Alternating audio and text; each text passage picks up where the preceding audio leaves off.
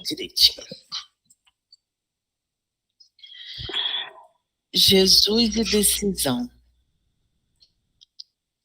Há um jovem que parecia disposto a ingressar na nova era, candidatando-se a segui-lo.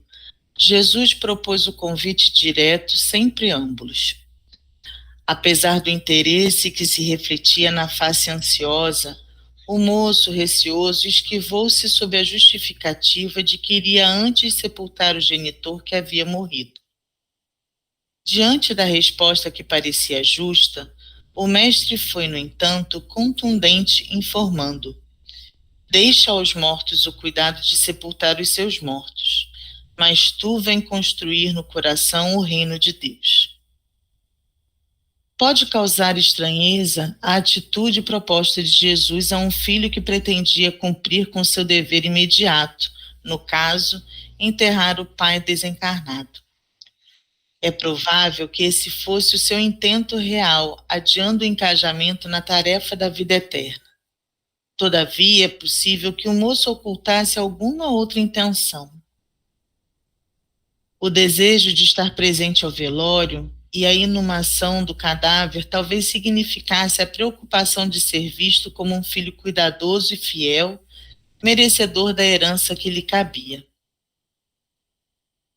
Alguma disposição testamentária provavelmente exigia-lhe o cumprimento desse dever final, sob pena de perder o legado.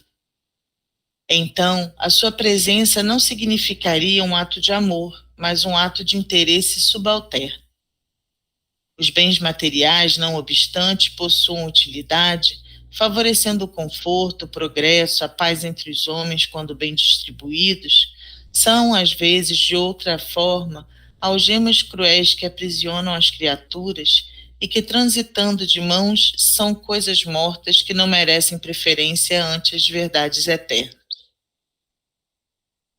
Igualmente, se pode pressupor que o rapaz, ainda ansioso da sua juventude, não estivesse disposto a renunciá-la, encontrando na justificativa uma forma nobre para evadir-se do compromisso. Os gozos materiais são cadeias muito vigorosas que jugulam os homens às paixões primitivas que deveriam superar a benefício próprio, mas que quase sempre os levam à decomposição moral, à morte dos ideais libertadores.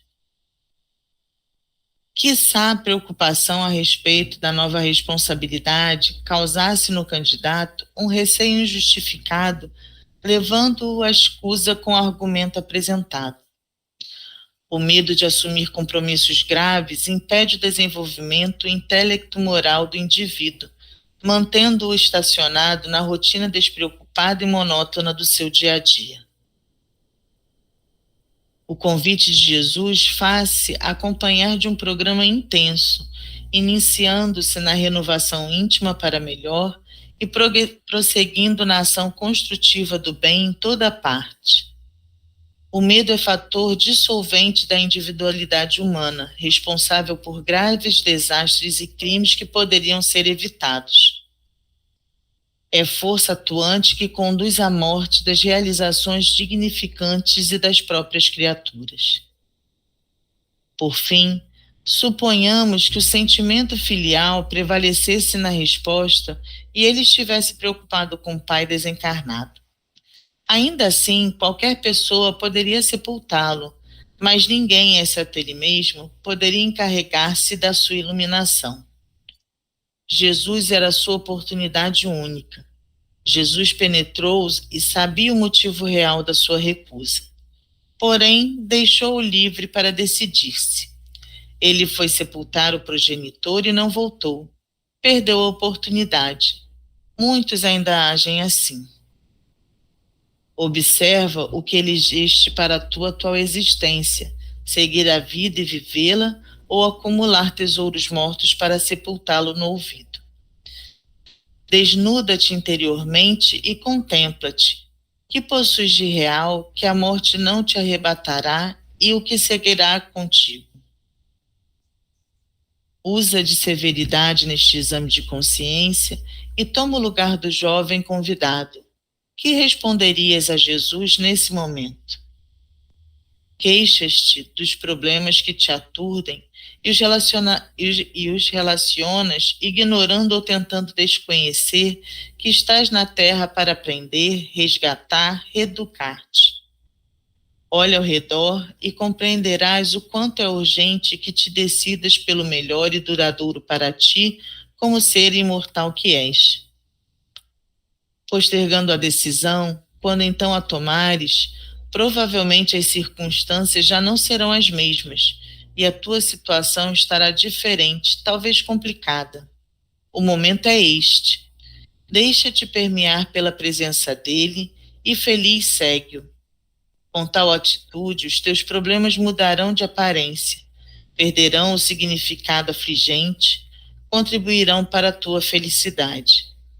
Renascerás dos escombros e voarás no rumo da grande luz, superando a noite que te aturde.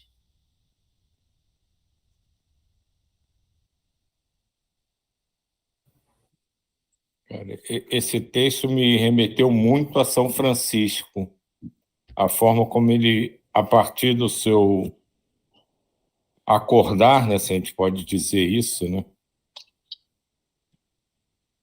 e começar a perceber o que é importante e o que era só passageiro.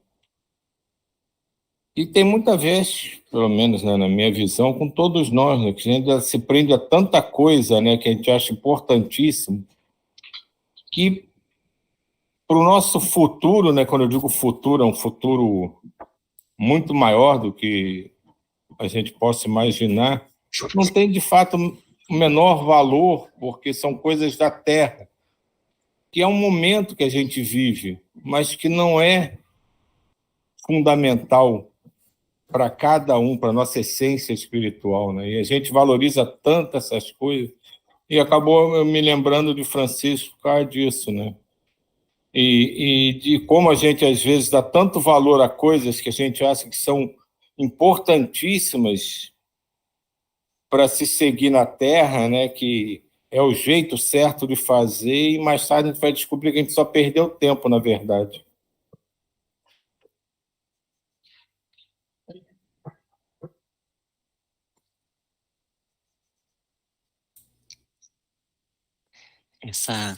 Essa mensagem, Jesus e decisão, eu achei também ela bem complementar com uma que a gente conversou, que era Jesus e dever.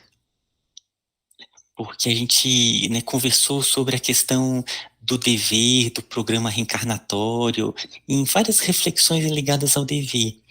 E essa é aquele que é o sim. A pessoa chega e fala assim, olha, vou, vou colocar mãos à obra e vou trabalhar.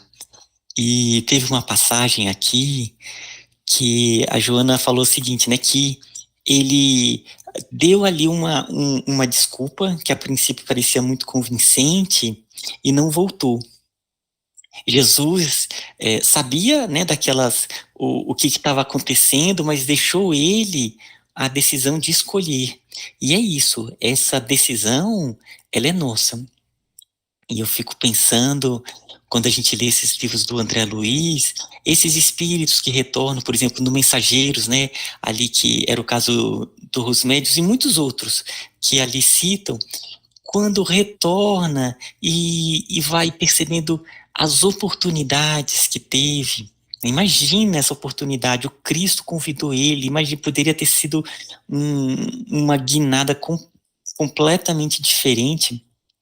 É claro que Deus está sempre dando as oportunidades, mas esperando esse sim.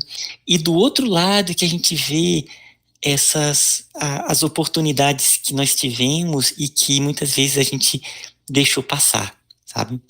Então, era isso que eu queria compartilhar aqui.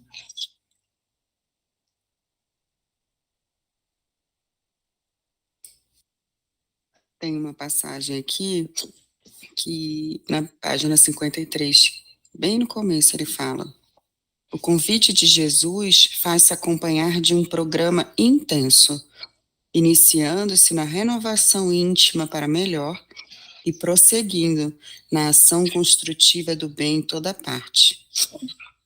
E aí é um capítulo que ela está falando bem do medo.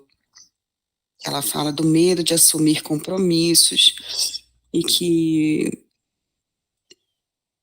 muitas vezes essa renovação, essa mudança, ela às vezes é impedida por esse medo, né, da mudança da vida, muitas vezes acostumados ainda à vivência que tinha, a assumir novas responsabilidades, porque traz toda uma implicação. Eu lembro muito de uma passagem no livro Há 2000 anos, quando o Jesus tem um encontro com Públio Lentulus, que é uma encarnação do Emmanuel. E ele estava muito preocupado com a reputação dele, então ele vai escondido à noite encontrar com Jesus, porque a filha dele estava muito doente, e ele esperava, e ele foi lá a pedido da esposa dele para pedir que Jesus curasse a filha dele. E então Jesus fala que se ele tivesse vindo às claras, ele teria postergado, ele fala de milênios, né? 1000 anos que seriam de renovação, mas que como ele tinha escolhido vir dessa forma, por causa do orgulho dele, ele ainda viveria isso ainda por milênios. Então, muitas vezes, as pessoas, a gente, né, acaba não aceitando esse convite por medo da perda do status de hoje, né? Não do status em si, não da reputação, mas de todas aquelas situações que ainda são confortáveis.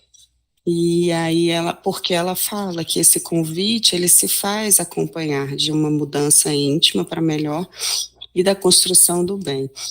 Então, eu lembro muito dessa passagem do Emmanuel, e que depois ele se tornou esse grande tarefeiro do Evangelho, passou todo esse tempo aí psicografando com Chico tantos livros que trazem, né, a renovação, já aceitando o convite posteriormente e se tornando o Emmanuel que é.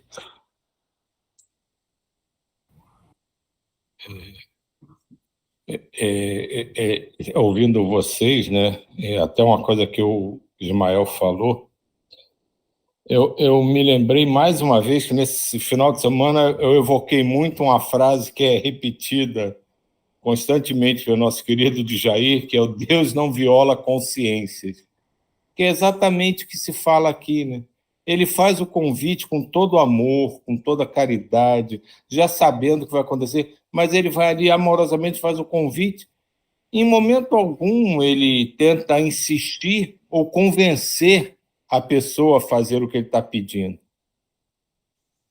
Ao mesmo tempo que ele alerta, olha, você vai perder uma oportunidade, você vai perder tempo, né? Mas mesmo assim ele não pressiona, ele não obriga, porque ele reconhece, né, a coisa mais linda de todas, quando vem naturalmente, quando nasce do seu coração, não tem mais força nenhuma que possa abalar aquela convicção.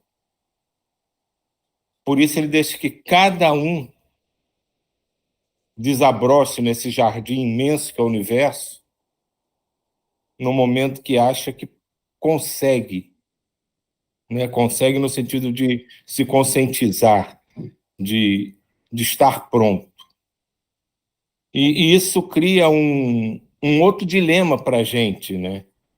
Porque a gente começa a entender, né? Nós que estamos começando a engatinhar nessa jornada de conscientização, a gente começa a entender que, ao mesmo tempo que nós temos todo o tempo do universo, nós temos pressa para chegar mais perto dele. Isso é uma dualidade incrível e maravilhosa. Diga, Djair. Eu agradeço, toda hora eu falo isso porque não existem outras palavras. Eu agradeço a Deus por fazer parte desse grupo, e não é por ser espírita, ou seja lá o que for, não é nada disso, tá? mas é o esclarecimento que nos vem. Veja só, deixai aos mortos o cuidado de sepultar os seus mortos, mas tu vem construir no coração o reino de Deus. O que é que ela fala aqui? O desejo de estar presente no velório, cara, essa frase, esse deixar os mortos, essa parábola de Jesus deve ter dado margem a muita confusão no meio terreno, inclusive no nosso passado. Então, hoje em dia, já está muito mais cristalino na nossa mente. É uma coisa que a gente sabe que são saltos, aquilo que a Bíblia acabou de falar aí.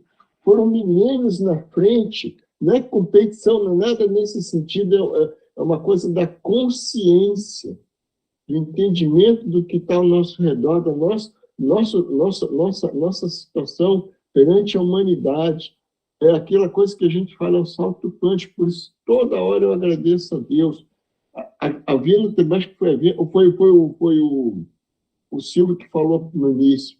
Existe uma coisa, Silvio, que você está falando dos interesses materiais, existe, mas também a humanidade também está evoluindo. Por exemplo, ele fala que os desejos de enterrar os velórios, antigamente os velórios eram para a sociedade, hoje em dia os velórios não são mais para a sociedade, isso já leva uma reflexão da família que está naquele velório, já muda a conotação. Outra coisa que faz mudar muito, que tinha aquele acesso de poder, claro que existe isso ainda, mas não é disseminado como antigamente tinha. Desejo de ter um relógio, hoje em dia todo mundo tem relógio. Desejo de ter um carro, todo mundo praticamente tem um carro. Se não tem um carro zero, tem um carro usado. Então, não sei se porque eu fui uma viagem agora em laboratório, então, quer dizer, são aparelhos espetaculares que barateiam a vida, acessa muita coisa. Então, tudo isso são os planos espirituais que nos orientam, que nos guiam. Isso é fato. Não tem como. Vamos imaginar, ela fala que tudo isso que ela está falando aqui, só no final que ela especifica que é o eu interior, é tudo eu exterior. E esse eu exterior está caindo por vários fatores. Mudança social, da conduta social, mudança tecnológica que está fazendo aquele apego ao relógio, sabe, caríssimo. Então, um grupo muito, muito pequenininho que se apega a isso. Mas a grande maioria nem relógio vai precisar, que o próprio celular já substitui o relógio, e assim vai indo, entendeu? Isso tudo faz com que haja fartura de comida, então você prega mais a caridade, em vez de você querer guardar as coisas. É muita coisa que está acontecendo justamente nesse século do milênio, século da transformação, e nós somos esse agente. Eu me vejo assim, sabe? Desculpa.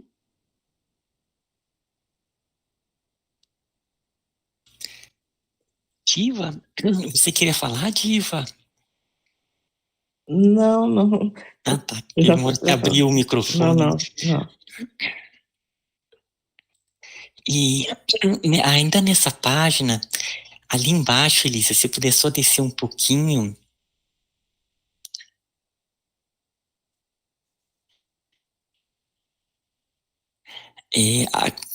Quando ela fala aqui, ó, desnuda-te interiormente e contempla-te.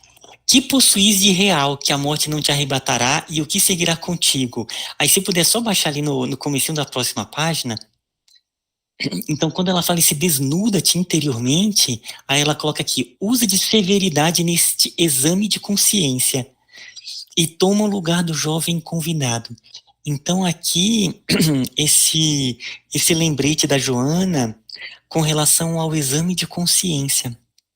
A gente está ali constantemente se colocando em xeque, né?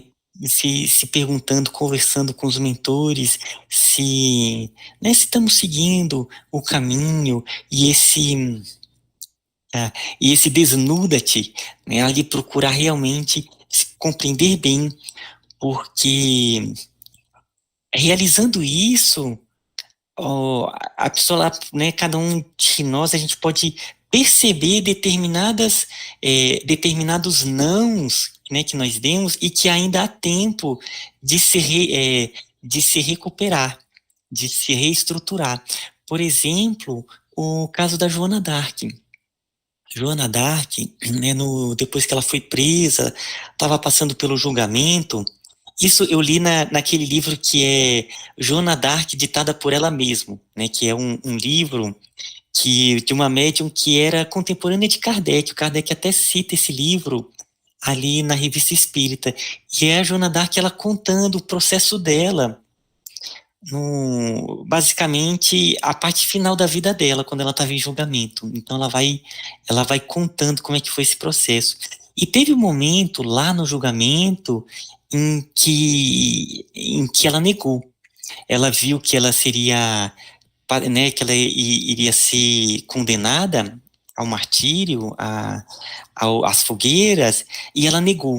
E à noite, ela teve uma visão, né, ali de uma médium espetacular que ela era, de Santa Mônica e, se eu não me engano, Santa Bárbara. Eram duas santas que apareciam muito para ela e que conversaram com ela sobre essa atitude, e ali ela se convenceu que deveria, né, continuar mantendo o processo, né, o que ela estava trazendo, de que as vozes eram reais. Ela realmente via aquelas vozes, aquelas pessoas, e aí no outro dia de manhã ela chegou e colocou novamente de que aquilo era verdade. E, então ela inicialmente deu um não, e aí, como um exame de consciência, ela se reestruturou, e aí depois, né, ela deu o sim para a decisão. A gente sabe, né, que esse tempo ele sempre existe, mas é o exame de consciência que permite esse sim, essa reestruturação mais rápida. Opa, Diva. Mais ou menos, eu estava pensando alguma coisa assim, porque às vezes, aí você faz o exame de consciência, você até sabe o caminho, mas você não consegue fazer esse caminho, você ainda não tem força, e fica uma coisa ruim dentro da pessoa, né? Ela sabe, mas ela não consegue. Porque ainda tá, né, nesse pedacinho para trás ainda, né, sei lá, porque às vezes a gente sabe o caminho, a gente sabe como é o que tem que fazer, mas não, na hora H tá frágil, não consegue, se olha e fala, eu não consigo. Às vezes eu acho até que quando você consegue falar que não consegue, você já está até melhor no caminho, né? Porque pelo menos você já tem a consciência de que não está conseguindo. Porque ainda tem um antes um pouquinho que é aquele que ainda nega, não é isso, não sei o quê. Porque é difícil, né, tomar essas decisões todas, e como ela está falando, ele está falando assim, como vocês falaram, né, imagina, o cara esteve lá com Jesus e não foi, mas também, de repente, ele virava assim, eu ainda não era capaz de passar por isso, eu ainda não conseguia passar por isso. É difícil, né?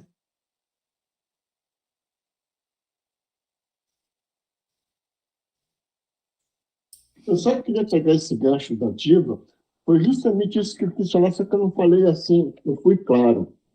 O que acontece? Existe o desejo da pessoa querer mudar. E como é que ela vai mudar? Porque é fácil a pessoa escrever aqui, desnuda-se, e ela não sabe se desnudar.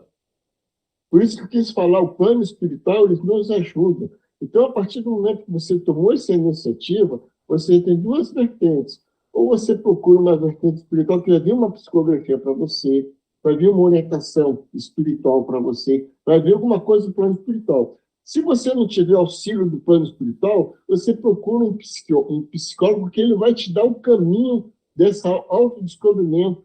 Por isso que eu estou querendo falar que naquela época de Jesus, até chegar esse tempo que nós estamos no século XXI, com esse conhecimento espiritual, esse conhecimento tecnológico, a coisa fica mais fácil. Mas então, até então, era bateção de cabeça. Havia dupla, tripla interpretação desse deixar os mortos, o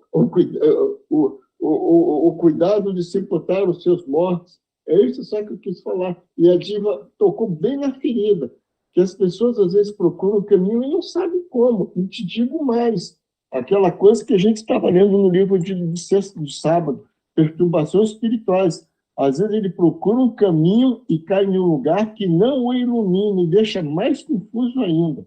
É só isso que eu queria falar. Eu gosto muito de lembrar o caminho de Pedro, que ele recebeu o convite, ele estava ali ao lado do Cristo, e ele teve aquele momento de negação.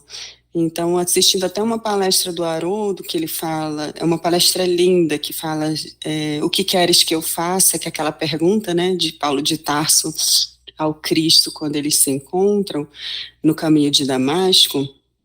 Ele fala que Jesus não espera de nós a perfeição, ele espera de nós a busca, que a gente queira. Então, a Joana, ela vai trazendo, nesse estudo da série psicológica, que para mim é fantástico, justamente um caminho para a gente superar as travas da nossa busca. Então, ela vai trazer, tem um livro que ela trata sobre o medo, sobre, especificamente, alguns casos de depressão, trata sobre ciúme, inveja. Então, ela vai ajudando a gente a descascar, né? A tirar várias das nossas camadas e auxiliar esse caminho ao Cristo, para que a gente comece a perceber isso, as nossas limitações, onde que a gente ainda se apega, às vezes se apega a coisas que a gente nem imagina. E porque a gente ainda não está seguindo esse caminhar. Então, ela vem nos auxiliar nesse caminhar, para que a gente se perceba. Eu concordo com a Diva, quando a gente olha e diz assim, nossa, não dou conta, isso é um lugar de muita consciência. E aí a gente pode depois dizer, e como eu faço para dar conta, né? E porque é isso, e a gente recebe o auxílio. Eu lembro quantas vezes eu estava meio assim, sem saber para onde ir, o que fazer, e eu recebi, às vezes, uma mensagem, como diz o Djaí. Eu não recebi psicografada, não. Eu recebia de outras formas muito interessantes, sabe, Djaí? Vinha mensagem, às vezes, de uma amiga, tocava num assunto, era exatamente aquilo que eu estava precisando e que eu tinha pedido que me auxiliassem nesse caminho. Vinha um livro, era muito legal. Então, eu percebo que Jesus está sempre ali nos auxiliando nessa jornada, nos ajudando, né, a fazer esse caminhar. E esse olhar, essa autoconsciência que a Joana está chamando a gente, é dizer assim, olha para isso, vê o que está te impedindo, o auxílio ao autoconhecimento, a gente perceber as nossas limitações, o que ainda nos prende nessa dificuldade de caminhar, porque é o caminhar, não é a perfeição, é a gente querer seguir o Cristo da forma que a gente é, ainda seres de evolução, como a gente consegue ver ali entre os apóstolos que estavam ao lado dele e que tinham as limitações deles também.